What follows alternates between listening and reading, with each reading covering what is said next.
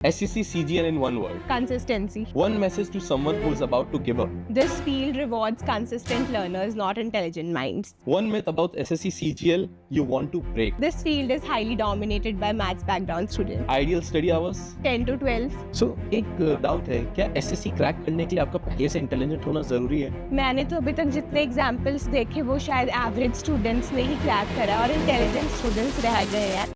नमस्कार दोस्तों, स्वागत है आपका सपनों से सफलता के सफ़र के तीसरे एपिसोड में बाय ईवा क्लासेस। दोस्तों आज हमारे साथ है दिव्यांशी बावा, जिन्होंने SSC CGL 2025 क्लियर करके ऑडिटर की पोस्ट हासिल की है इन मिनिस्ट्री ऑफ डिफेंस। स्वागत है आपका Divyanshi. Thank you so much. कैसे हैं आप?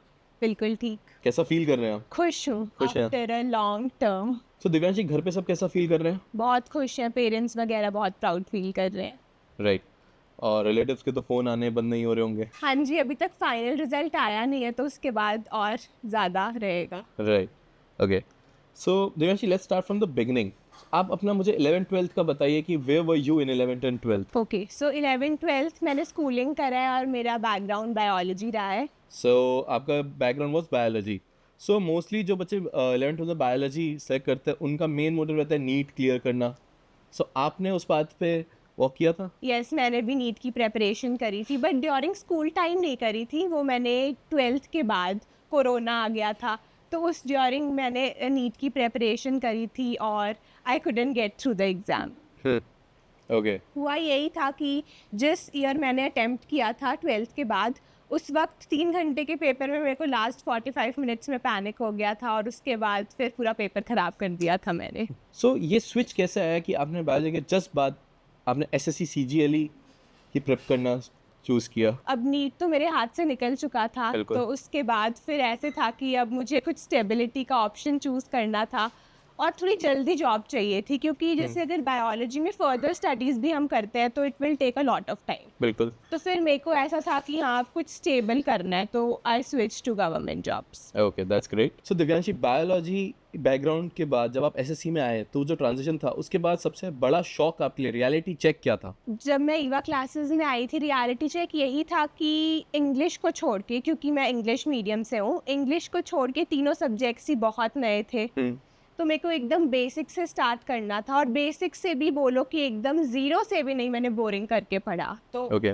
बस यही मेन रियलिटी चेक था। सो आपको किसी टाइम पे ऐसा लगा कि लाइक ये मैंने क्यों चूज़ किया, मैं अच्छा खासा बायोलॉजी में थी, मैं कुछ उस फील्ड में जा सकती थी, फालतू में मैंने एक ऐसा सब्जेक्ट चूज़ करा जिसके मैंने 11th-12th में जो मेरे था ही नहीं? हाँ, मतलब ऐसे बहुत बार सेल्फ डाउट आता है और मतलब मुझे भी आया था काफ़ी पॉइंट तक, पर फिर यही है कि मैं उस फील्ड में चली गई थी और वापस स्विच करने में भी टाइम ज़्यादा लगता मुझे। बिल्कुल। अगर मैं बायोलॉजी फील्ड में ही सेटल होती तो ये मेरे लिए एक ऐसा ऑप्शन था कि कम टाइम में मेरे को स्टेबल कर देता। स्टार्टिंग में आपको बोरिंग नहीं लगा मैथ्स? बोरिंग तो हाँ, स्टार्टिंग में तो चैलेंजिंग था काफ़ी Okay. क्योंकि मतलब जैसे विद प्रैक्टिस आता है क्योंकि आप एक ऐसे क्राउड में हो जहाँ पर बच्चे ऑलरेडी वो सब स्किल्स हैं उनमें, तो उन सब में फाइट करना थोड़ा सा चैलेंजिंग हो सकता था। बिल्कुल। इनिशियली चैलेंजिंग था बट फिर टाइम के साथ पेस आता गया तो मुझे इंटरेस्टिंग लगा।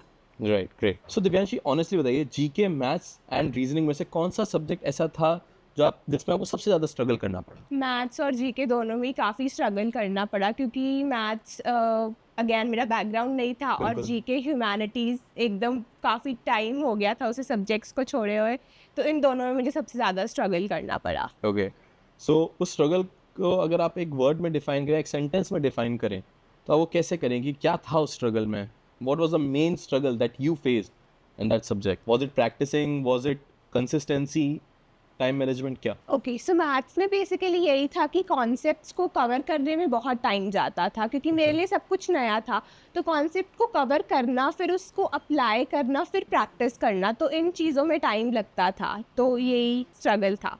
Okay, okay. और GK में तो एज सच मैंने ईवा क्लासेस का कंटेंट करा है, जो उन्होंने बुक्स प्रोवाइड करी हैं वो मैंने मतलब क्रैमिंग ही था बेसिकली तो GK में। सो दिव्यांशी, जो नॉन मैथ स्टूडेंट्स हैं उनको ऐसा लगता है कि SSC उनके लिए टफ है, राइट? तो क्या ये सच बात है या फिर सिर्फ ये एक माइंडसेट इशू है? देखो, इनिशियली जैसे मैंने बताया कि अगर आप एक ऐसे क्राउड में हो जहाँ पर बच्चों को ऑलरेडी चीज़ें आ रही हैं और आपको आ नहीं रही तो वो चैलेंजिंग डेफिनेटली रहेगा। बट अगर आप प्रैक्टिस करते हैं और मतलब जैसे अगर आप पेस पकड़ लें तो फिर प्रैक्टिस करने से वो चीज़ें इम्प्रूव हो जाएगी। और मिथ ही है, मुझे तो लगता है कि बैकग्राउंड मैटर करता है, क्योंकि अल्टीमेटली कंसिस्टेंसी मैटर करती है। अगर एक मैथ स्टूडेंट, कोई भी स्टूडेंट जो मैथ्स में बहुत अच्छा है, अगर वो प्रैक्टिस नहीं करेगा तो you also have a fair chance of succeeding if you are from non maths background. So Divyanshi, आपको ईवा क्लासेस के बारे में कहाँ से पता चला और आपने कैसे और कब डिसाइड किया कि आपको अपनी प्रिपरेशन, आपको अपनी जर्नी यहाँ से स्टार्ट करनी है एसएससी की? ओके, सो ईवा क्लासेस के बारे में मेरे पेरेंट्स ने एक्सप्लोर किया था और मैंने अपने बीएससी फाइनल ईयर के बाद ही ज्वाइन किया था, क्योंकि उस वक्त मैं बहुत कंफ्यूज थी कि मुझे करना क्या है। तो पेरेंट्स के थ्रू ही पता लगा था। उसके बाद जब मैंने डेमो क्लासेस ज्वाइन करी, एक्चुअली मैंने बैच को मिड में ज्वाइन किया था। तो फिर उसके बाद जब मैंने 3-4 दिन कर देखा तो मेरा मन जमने लगा और मुझे लगा कि हाँ मैं ये कर सकती हूँ, तो फिर मैंने कंटिन्यू किया। सो मिड बैच आपने ज्वाइन किया था, सो उससे पहले जितना भी कोर्स ऑलरेडी हो चुका था, आपको उसमें कोई इशू आया कवर अप करने में? हाँ, इशू मतलब यही था कि वो लोग करवा देते थे, ईवा की जो फैकल्टीज़ है, अगर किसी और बैच में वो क्लासेस चल रही है तो आप वहाँ से ले सकते हो, उसकी कोई प्रॉब्लम नहीं आएगी। सो ओवरलैपिंग का कोई ऐसा इशू नहीं था? हाँ जी, ओवरलैपिंग का कोई इशू नहीं रहा। सो एक डाउट है, क्या एसएससी क्रैक करने के लिए आपका पहले से इंटेलिजेंट होना ज़रूरी है? क्या एक स्टूडेंट जीरो से स्टार्ट करके क्रैक एग्जाम कर सकता है या नहीं? मैंने तो अभी तक जितने एग्जाम्पल्स देखे वो शायद एवरेज स्टूडेंट्स ने ही क्रैक करा और इंटेलिजेंट स्टूडेंट्स रह गए हैं। बिल्कुल। तो मतलब ऐसा ज़रूरी नहीं है कि आपको इंटेलिजेंट होना ज़रूरी है। This field require consistency and hard work, so anyone who is willing to do that will pass. Okay, that's great. So Divyanshi, tell me about एक ऐसा मोमेंट बताइए जब आपको ऐसा लगा कि अब सिलेक्शन दूर नहीं है, मैं ऑलमोस्ट वहाँ पहुँच चुकी हूँ। जब मैंने बहुत सारे मॉक टेस्ट प्रैक्टिस कर लिए थे, जब मेरे मार्क्स आने लगे थे, जब मुझे कॉन्सेप्ट्स, अगर कोई भी मेरा दोस्त कॉन्सेप्ट का नाम बोलता और मेरे को पूरा याद था, तो उस वक्त जब मुझे कॉन्फिडेंस तभी आया जब मुझे चीज़ें आने लगी बेसिकली, तो तब मुझे कॉन्फिडेंस आया। Right, okay. सो दिव्यांशी, अगर आपको अपनी प्रेप को 3 पार्ट में ब्रेक करना हो, कॉन्सेप्ट, प्रैक्टिस एंड टेस्ट, तो किस पर्टिकुलर एस्पेक्ट ने सबसे ज़्यादा इम्पैक्ट डाला आपकी प्रिपरेशन पे? कॉन्सेप्ट प्लस प्रैक्टिस दोनों ने ही डाला है बहुत ज़्यादा, क्योंकि अगर कॉन्सेप्ट नहीं होगा तो आप फिर प्रैक्टिस किसकी करोगे। बिल्कुल। और फिर मॉक टेस्ट तो एकदम फाइनल में देना होता है, जब आपको लगे कि 40 to 50% सिलेबस कंप्लीट हो गया है, to keep in track with the preparation. क्योंकि अभी हम जैसे बायोलॉजी बैकग्राउंड के स्टूडेंट्स हैं तो फिर उनको इतने कॉन्सेप्ट्स नहीं याद रहते, बिल्कुल। तो फिर आप मतलब एक अपना फार्मूला बुक जैसा कुछ रखिए और कॉन्सेप्ट्स और प्रैक्टिस दोनों को साइमल्टेनियसली मैनेज करिए। पिछली प्रैक्टिस भी करिए और नए कॉन्सेप्ट्स भी सीखते रहिए, और एट द एंड जब आपको लगे कि हाँ 60 to 70% कॉन्सेप्ट्स आ रहे हैं तो फुल मार्क्स पे जाइए। सो ऐसे आपने जैसे बताया कि आप 12th में आपके पास बायोलॉजी थी, राइट? सो ऑब्वियसली आपके मैथ्स के कॉन्सेप्ट सारे मतलब निल ही थे। So when you join, so now as you said कि भाई कॉन्सेप्ट मैटर करते हैं, सो आपने अपने मैथ्स के जो कॉन्सेप्ट है उन्हें कैसे अपना बेस को स्ट्रॉन्ग किया, because you started from scratch maths में? प्रैक्टिस आप इर्रिस्पेक्टिव ऑफ द सोर्स भी कर सकते हैं, ऐसे नहीं है कि बस मेरे पास ये बुक है तो मुझे इस बुक को ही, डेफिनेटली एक सोर्स को कंप्लीट करना ओवर अ टाइम बहुत इंपॉर्टेंट है कि आप रेपिटेटिव प्रैक्टिस करें। बट ऐसा नहीं है, अगर मुझे कहीं और से भी प्रैक्टिस मिल रही है, कोई ऑनलाइन प्रैक्टिस सेशन है, मॉक टेस्ट है, तो जहाँ जहाँ से आप अवेल कर सकते हैं आप करिए। बिल्कुल। सो प्रिपरेशन के टाइम ऐसी कौन सी गलती थी जो आज आपको याद आती है जिसे आप तब अवॉइड कर सकते थे? सो बेसिकली मेरे को चीज़ें सीखने में ही टाइम लगा, एक बार चीज़ें आने लगी तो फिर मैंने करा। Through consistency and practice. Exactly. So पता है, जो स्टूडेंट्स होते हैं ना वो ये चीज़ एज्यूम करते हैं इंग्लिश मीडियम बैकग्राउंड से आने के बाद आपका जो एसएससी का जो प्रिपरेशन है और जो एग्जाम क्लियरेंस है बहुत ईजी हो जाता है।